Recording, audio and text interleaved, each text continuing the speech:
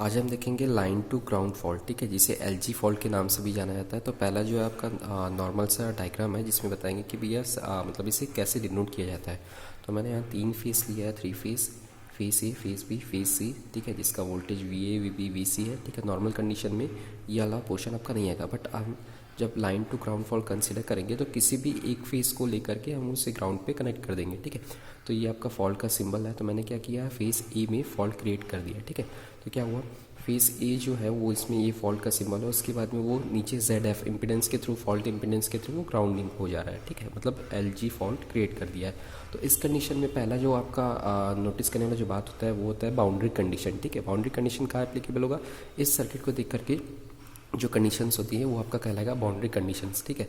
तो यहाँ क्या हुआ, जब फेस ए पे फॉल्ट हुआ तो आपका जो आई बी, फेस बी और फेस सी का जो करंट था, आई बी और आई सी दोनों इक्वल टू हो जाएंगे जीरो। देखिए यहाँ I B is equal to I C is equal to zero, ठीक है। और जो आपका फेस ए का जो करंट था आई ए, ठीक है, वो आपका हो जाएगा फॉल्ट करंट, ठीक है। यहाँ पास आई ए लिखा हुआ है, तो यहाँ देखिए I A is equal to I F, that is fault current, ठीक है। अब ये जो फेस ए का जो वोल्टेज है वी ए, ठीक है, यहाँ जो दिख रहा है आपका फेस ए का वोल्टेज वी ए है, ठीक है, वो क्या हो जाएगा, V A is equal to I A into Z F, ठीक है। ये वाला आई ए करंट फ्लो है और ये इम्पिडेंस के थ्रू, तो ये तो वोल्टेज हो जाएगा, ठीक। तो ये लिख दिया मैंने I A into Z F, और क्या कह सकते हैं, I A is equal to I F है तो ये हो सकता है I F into Z F, ठीक है। अब क्या हुआ, वी नो दैट जब हम देखते हैं कि सिमेट्रिकल कंपोनेंट और असिमेट्रिकल कंपोनेंट के बीच में जो रिलेशन होता है वो कुछ ऐसा होता है, I A one, I A two, I A not is equal to 1/3 1 1 1 lambda, lambda square 1, lambda square lambda 1, और आई ए, आई बी, आई सी, ठीक है। इसे ऐसा भी बताया जाता है आई 1 2 नॉट इज इक्वल टू ए। ये वाला जो पोर्शन है आपका 1/3 से लेकर के, ये पूरा कांस्टेंट है, ठीक है, तो इसे ए से डिनोट किया जाता है। तो ये हो गया I A 1 2 0 A is equal to A into I A B C, ठीक है। ये इसको शॉर्ट फॉर्म में लिखने का तरीका है, ठीक है। तो ये हो गया। अब इस कंडीशन में मैं क्या करता हूँ, इसमें मैं एप्लीकेबल करता हूँ आपका बाउंड्री कंडीशन, ठीक है। बाउंड्री कंडीशन में क्या करूँगा, I A is equal to I F हो गया, ठीक है।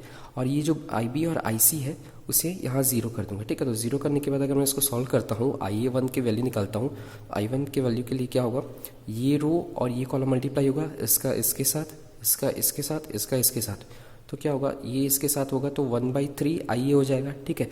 बाकी ये टर्म्स तो जीरो है, तो क्या होगा, I A one is equal to I A by 3, ठीक है। आई ए टू के लिए क्या होगा, सेम प्रोसेस है, ठीक है। इसका इसके साथ होगा, इसके साथ, इसका इसके साथ में, तो यहाँ क्या होगा, वही होगा आई ए बाई 3 हो जाएगा। तो आई ए बाई 3 सिमिलरली क्या होगा, आई ए नॉट के लिए भी आई ए बाई 3।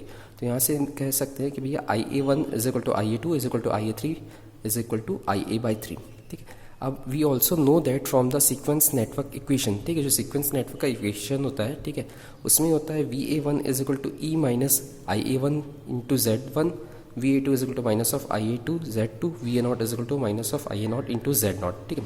यहाँ जो ई है, ठीक है, वो क्या है, आपका फॉल्ट करंट है, ठीक है, सॉरी फॉल्ट वोल्टेज है। यहाँ मैं ई लिखा हूँ, इसे आप चाहे तो वी एफ भी कर सकते हैं, जो कि फॉल्ट वोल्टेज होगा, ठीक है। ये ई हम किस केस में लिए थे, हमारे पास ई एम एफ जब जनरेट होता है मशीन के केस में लिए थे, बट यहाँ हमको कंसिडर करना है वी एफ, ठीक है। मैंने ई लेकर के बनाया, आप चाहे तो वी एफ लेकर के बना सकते हैं, ठीक है। अब आगे देखते हैं। तो चूंकि हम जानते हैं कि V A is equal to होता है V A one plus V A two plus V A naught, ठीक है, जो आपका अनबैलेंस सिस्टम होता है उसका जो सीक्वेंस कंपोनेंट के फॉर्म पे ऐसा लिखा जाता है, ठीक है।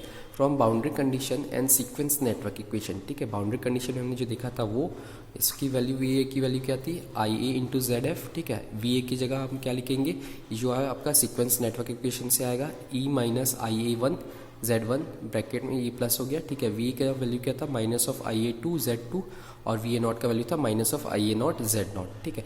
तो अब क्या किया मैं यहाँ से सब में से कॉमन इसकी वैल्यू पुट कर दिया, आई A one, I A to और आई ए नॉट का वैल्यू, ठीक है, जो कि कांस्टेंट है, I A by 3, I A by 3, I A by 3, ठीक है। तीनों को कॉमन निकाल दिया, माइनस के साथ में माइनस आई ए बाई 3। अब क्या बचा ब्रैकेट में, Z one plus Z two plus Z naught, ठीक है। अब क्या किया मैं, जो आई ए है उसको मैं कन्वर्ट कर दिया आई एफ में, क्योंकि बोथ आर इक्वल, ठीक है। तो क्या हुआ, अब इसके बाद में मैं एलसीएम लेता हूँ, तो एलसीएम यहाँ लेने पर 3 यहाँ चले जाएगा 3, और उसके बाद में मैं इसको क्या बोलते हैं आपका क्रॉस मल्टीप्लिकेशन कर दूंगा, तो ये हो जाएगा 3 times of I F Z F, ठीक है। ये हो गया 3 ई माइनस आई ए, ठीक है। ये आई ए को मैं आई एफ में कन्वर्ट कर दिया, उसके बाद में इसको मैं पक्षांतर किया, मतलब ट्रांसफ़र कर दिया, तो यहाँ 3 ई बचा, ठीक है। ये बार बार बोल रहा हूँ, ये ध्यान रखिएगा, आप चाहे तो वी एफ भी लिख सकते हैं, मैंने ई ले करके बनाया है, ठीक है।